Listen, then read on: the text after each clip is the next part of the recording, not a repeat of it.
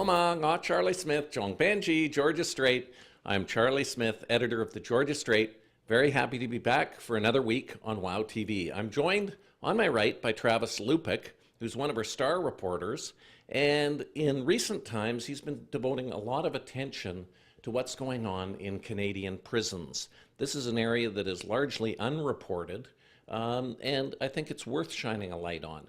So Travis has another story in this week's Georgia Strait, and I'm going to get him to explain. So what did you discover in your latest research, Travis? Well, we wanted to take a look at the situation in Canadian prisons pertaining to violence. So indicators like assault, sexual assault, self-harm, such as cutting, even suicide attempts, and the use of solitary confinement. And over a period of months, we slowly obtained statistics that showed that almost all of those areas are growing at rates that surpass the speed at which the Canadian prison population is growing. So what that says is Canadian prisons are becoming more dangerous places than they once were. And you're talking about federal prisons, which is where people are sentenced for 2 years or longer. One of the things I'm curious about is the federal government has been launching basically a crackdown on crime and trying to get more people in jail.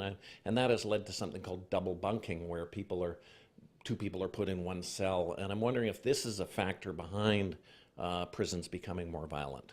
Yeah, we think it is. And then that's an important distinction. I should note those statistics that we looked at only pertain to federal prisons. There are provincial prisons that we didn't look at.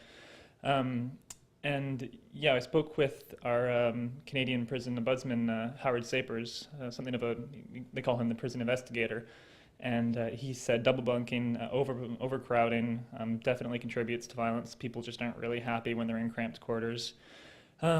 Prisoners aren't having enough to do, vocational training, employment in prisons, things like that. Those positive indicators are actually down. So it just paints a picture where people aren't really happy. That leads to rising tensions, and then you get more violence. I'm curious what this means for the people who work in the prisons, because you've also got guards, correctional officers.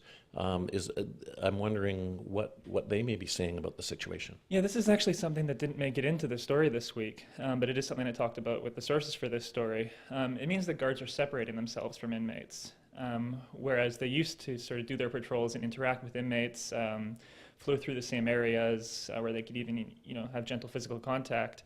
That's not really happening as much as it used to. Guards are monitoring situations now from behind gates, from behind glass walls. The level of interaction isn't what it used to be, so there is sort of a separation between guards and prisoners that's slowly happening over time. And the longtime Solicitor General in Canada, that's the person who's responsible for corrections, was a man named Vic Taves, and he is retired. He's been replaced by Stephen Blaney, an MP from Quebec. Have you seen any indication with the new Solicitor General that there's any action being taken to address the types of issues you've been raising in your articles? I think feeble efforts were the words from one of our sources, Jen Metcalf, who provides assistance to prisoners in federal penitentiaries in BC. There'll be reports every once in a while, and they might look at some of the recommendations, but not a lot ever happens. It's also worth noting that Corrections Canada has been very reluctant to speak to us about these problems. Over the past 6 or 7 months, I've put in maybe half a dozen interview requests now and never once had them actually pick up a phone and speak with us. That reminds me of another story you did where a man did pick up the phone and speak with you, and that is Mark Emery, who is Canada's Prince of Pot, who's been incarcerated. He's been in Mississippi jail for a few years, but 5 years in an American prison. What's the status with Mark Emery right now? Today, July 9th, is a big day for Mark Emery. His official sentence comes to an end today. The prison he's in Mississippi, they don't actually release people from their jail on Wednesdays. But tomorrow, one day after his sentence, so he actually got lucky there, he'll be released from prison tomorrow, July 10th.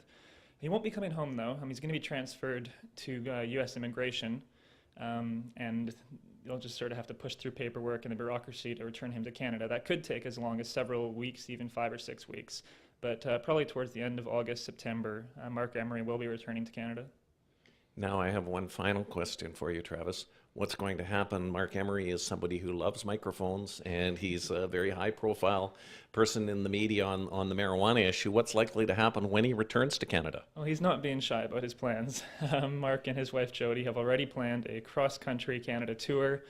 They're going to be promoting marijuana reform. They're also going to be strongly supporting Canada federal Liberal leader Justin Trudeau ahead of the 2015 election, where they hope to defeat Prime Minister Stephen Harper. So the Emerys are jumping right back into politics, and you're going to be hearing their name a lot in the news, I'm sure, towards later this summer. Well, I want to thank you very much, Travis, for this update on corrections on both sides of the border.